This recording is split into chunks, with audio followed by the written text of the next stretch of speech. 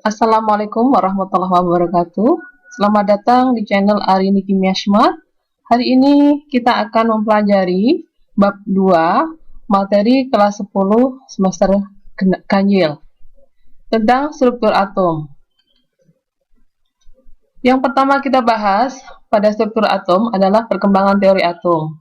Pada beberapa abad sebelum Masehi, filosof-filosof Yunani, di antaranya adalah Leucippus dan Demokritus, berpendapat bahwa semua materi terdiri dari partikel-partikel kecil yang tak dapat dibagi.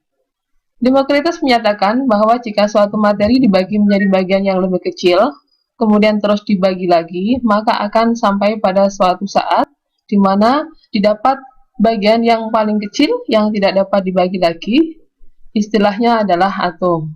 Jadi atom berasal dari bahasa Yunani, atomos, a artinya tidak, dan tomos artinya tidak terbagi, ya. Atomos, tidak terbagi.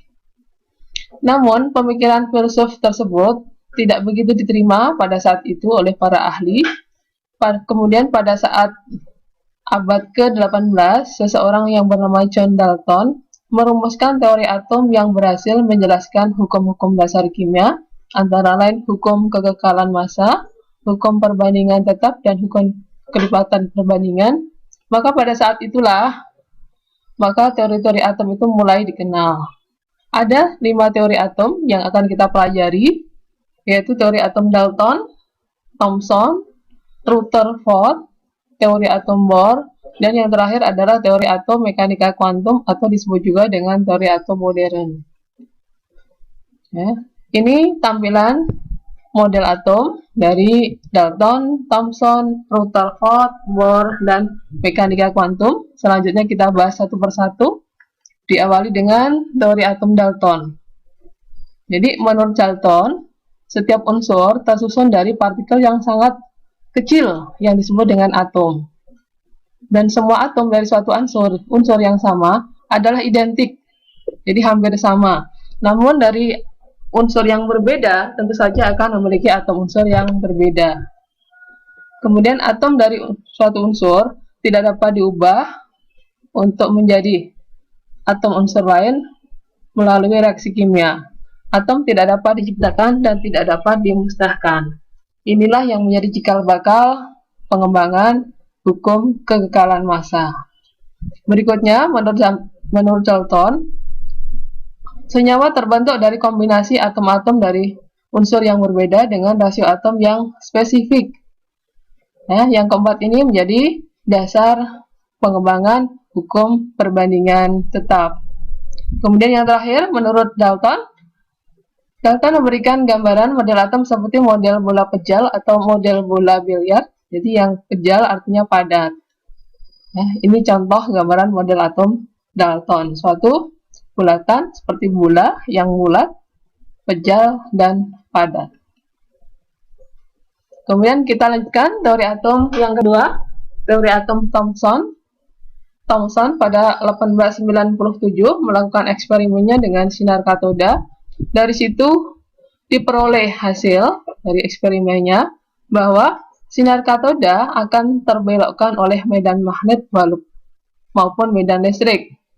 Hal ini menunjukkan bahwa sinar katoda merupakan radiasi partikel yang bermuatan listrik, dan pada eksperimen tersebut, sinar katoda dibelokkan menuju arah kutub bermuatan positif. Karena berbelok ke arah positif, maka bisa dipastikan bahwa sinar katoda tersebut bermuatan negatif.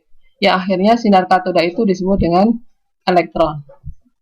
Berikut tampilan gambar model atom dari Thomson. Jadi menurut Thomson, atom merupakan bola pejal yang bermuatan positif dan tersebar merata elektron yang bermuatan negatif. Jadi ini elektronnya tersebar merata dalam bola yang bermuatan positif. Kalau kita gambarkan seperti semangka. Jadi biji-biji semangka itu merupakan elektronnya, atau seperti roti kismis. Teori atom yang ketiga adalah teori atom Rutherford. Menurut Rutherford, ya, sebelumnya Rutherford melakukan percobaan dengan penembakan lempeng tipis dengan partikel alfa. Ternyata dari partikel alfa yang ditembakkan itu ada yang diteruskan, ada yang dibelokkan, ataupun yang dipantulkan. Dari sinilah Rutherford memperbarui atau memperbaiki teori atom dari Thomson yang sebelumnya atom merupakan bola pejal. Berarti di dalam atom tersebut karena ada yang dipantulkan, ada yang diteruskan, dan ada yang dibelokkan, maka dalam atom tersebut ada satu ruang, ya, karena bisa diteruskan. Berarti di dalam atom terdapat suatu susunan partikel karena dibelokkan. Jadi partikel itu mungkin saja bermuatan positif ataupun negatif. Kenapa? Karena partikel alfa bermuatan positif. Bila bertemu dengan positif, maka akan dipantulkan. Dan sebaliknya, bila bermuatan positif ketemu dengan medan yang bermuatan negatif, maka akan mendekati, sehingga akan dibelokkan.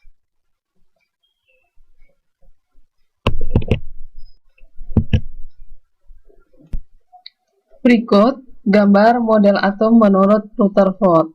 Jadi menurut Rutherford, atom terdiri atas inti atom yang bermuatan positif yang sangat kecil, kemudian dikelilingi oleh elektron yang bermuatan negatif. Kenapa bermuatan positif pada inti atom? Karena inti atom mengandung proton dan neutron. Ya, ini inti atom, nukleus, sementara elektron bergerak mengelilingi inti. Namun kelemahan dari teori Rutherford, teori ini tidak dapat menjelaskan mengapa suatu atom yang dikelilingi oleh elektron yang bermuatan negatif, sementara dalam inti bermuatan positif. Sementara kita tahu elektron dan proton yang bermuatan positif itu akan saling tarik-menarik. Jadi, tidak dapat menjelaskan mengapa elektron tidak dapat atau tidak akan jatuh ke inti. Teori atom yang keempat adalah teori atom Niels Bohr. Menurut Niels Bohr, beliau memperbaiki kegagalan dari teori atom Rutherford melalui percobaannya tentang spektrum atom hidrogen. Berdasarkan hasil percobaan Bohr, beliau memberikan gambaran keadaan orbit elektron dalam menempati daerah di sekitar inti atom. Jadi menurut Bohr, atom itu terdiri atas inti yang bermuatan positif, sementara elektron bergerak mengelilingi intinya pada lintasan-lintasan pada orbit-orbitnya yang memiliki jarak orbit tertentu dari inti atom. Secara garis umum, Niels Bohr mengemukakan model atom sebagai berikut. Jadi elektron dalam atom bergerak mengelilingi inti atom pada lintasan tertentu serta tidak memancarkan energi. Elektron dalam atom dapat berpindah dari satu lintasan ke lintasan yang lain, dan perpindahan elektron itu apabila berpindah dari tingkat tinggi ke tingkat yang rendah, maka akan memancarkan energi. Sebaliknya, apabila terjadi perpindahan dari tingkat energi yang rendah ke tingkat energi yang tinggi, maka akan menyerap energi. Menurut model atom Bohr, elektron-elektron mengelilingi inti pada lintasan-lintasan tertentu yang disebut dengan tingkat energi atau kulit atom. Jadi, lintasan-lintasan tadi atau orbitnya tadi disebut dengan kulit atom atau kulit elektron. Tingkat energi yang paling rendah yaitu yang paling dalam, sementara tingkat energi yang lebih besar. Jadi, dari paling dalam, tingkat energinya semakin keluar semakin besar. Berikut kalau digambarkan menurut Bohr, jadi atom itu terdiri atas inti atom yang bermuatan positif, kemudian elektron bergerak mengelilingi orbit atau lintasan-lintasan yang disebut dengan kulit-kulit atom tadi. Kulit pertama N sama dengan 1, kemudian kulit kedua N sama dengan 2, kulit ketiga N sama dengan 3, dan seterusnya. Pada saat elektron berpindah dari kulit atom atau tingkat energi yang lebih besar ke tingkat energi yang lebih kecil, maka akan terjadi melepaskan energi. Sebaliknya, apabila elektron berpindah dari kulit dengan tingkat energi yang lebih rendah ke tingkat energi yang lebih tinggi, maka akan menarik energi. Teori atom yang terakhir adalah teori atom mekanika kuantum atau teori atom modern. Jadi teori atom mekanika kuantum ini dipelopori oleh Louis de Broglie, kemudian Erwin dan Heisenberg.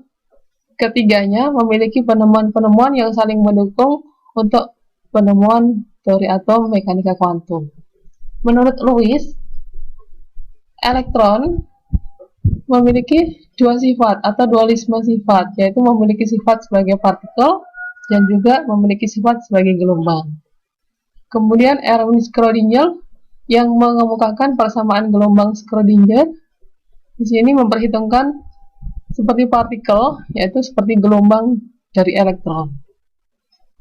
Kemudian yang ketiga tentang Heisenberg mengajukan asas ketidakpastian yang mengemukakan dan menyatakan bahwa posisi elektron dalam atom itu tidak dapat ditentukan secara pasti, namun hanya dapat ditentukan melalui peluang di mana posisinya berada atau merupakan ketidakpastian. Teori-teori dualisme partikel gelombang, kemudian asas ketidakpastian Heisenberg, dan persamaan Schrödinger tadi ini kemudian menjadi dasar dari teori atom mekanika kuantum. Penyelesaian persamaan Schrödinger menghasilkan fungsi gelombang yang disebut dengan orbital. Orbital inilah yang disebut tempat di mana elektron berada.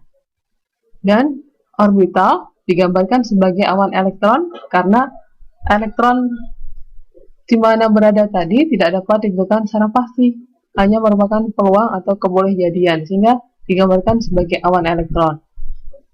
Semakin rapat awan elektron, maka disitulah peluang ditemukannya elektron.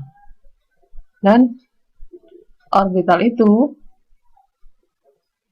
disebut sebagai tempat elektron. Sehingga model mekanika kuantum atau model atom modern disebut juga dengan model atom elektron. Berikut tampilan model atom modern, jadi atom terdiri atas inti atom. Kemudian di sini elektron berada, karena elektron tidak dapat ditentukan secara pasti berada di mana.